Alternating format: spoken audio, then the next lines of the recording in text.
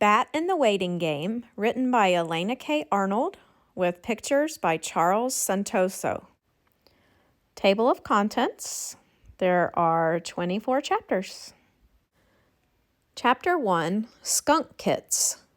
Maybe, Bat thought, there was something better in the world than cradling a sleepy just-fed baby skunk in your arms, but at this moment it didn't seem likely. Bat was sitting in his beanbag chair, having just put down the tiny, nearly empty bottle of formula, and Bat's hand licking his fine, soft whiskers with a tiny pink tongue, and then yawning widely to reveal 2 rows of new white teeth was a 6-week-old skunk kit named Thor. After licking his whiskers clean, Thor curled up into a ball in Bat's hand, and Bat held the tiny creature close to his chest, carefully settling into his beanbag, watching as Thor fell into contented sleep. It had been 1 week since Bat's mother had agreed that the family could continue caring for the skunk kit until he was old enough to be released into the wild, and Bat could still barely believe his good luck.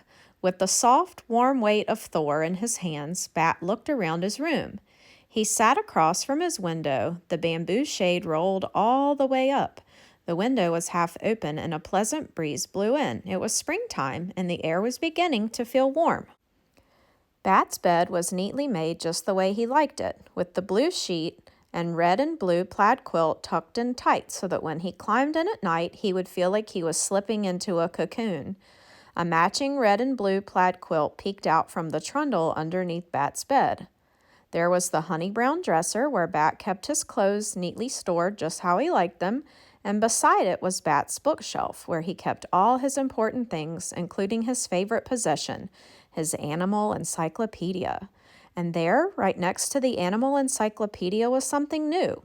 From where Bat sat, the new thing looked like an oddly shaped lump of clay, but Bat had spent enough time holding it and examining it from all angles to know that it was actually art. It was a sculpture of a skunk kit, molded out of gray clay, with eyes and a nose and a mouth carved into it, and on the bottom, the words "From Israel" carved in too. When Israel had first handed it to Bat last Monday at school, it had taken Bat a moment to figure out exactly what he was holding. "It's a skunk kit," Israel said. "I made it in my mom's studio. She fired it in her kiln and everything. So this way, when you're not at home with Thor, you can still have a skunk with you. You know, you can carry it around, like in your pocket or something." Bat had rubbed his thumb down the smooth, shiny back of the clay lump.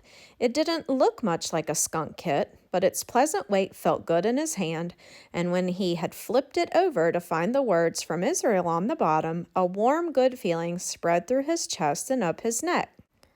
A friend had given him a gift. And even if it didn't look much like the real baby skunk now nestled in his hands, it definitely deserved a place on his bookshelf, along with his other important things.